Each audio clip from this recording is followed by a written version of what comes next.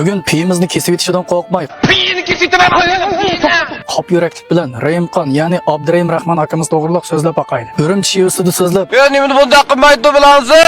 Urumchida jamiyat o'ynab yuradigan yosh lukchak Rayimxon obrazini engimizga singdirib, amaliy turmushdagi o'zining muloyim, madaniy va safoliq obrazini unutildirib o'tgan Abdurayim Rahmon ustoz mayli sahna yoki amaliy turmushda bo'lsin, yoshlarga xos moda kiyinib yurishni yaxshi ko'radigan bo'lib, uruq va egiz bo'yga kiyim bak yarashidi. Abdurayim Rahmon ustoz ko'pincha Amerikaning klassik kiyinish uslubida kiyim kiyadigan bo'lib, padichilar ishtini, xurum chopini va martini o'tiki buning tipik misollaridan biri. Abdurayim Rahmon akamiz yana choponning ichiga oq gansar kiyib, rahat ishton va egiz qo'njilik oyoq kiyib yurishga amroq bo'lib, bu turmushga bo'lgan erkin pozitsiyasi va o'zining go'zallik qarashini ifodalab bera oladi.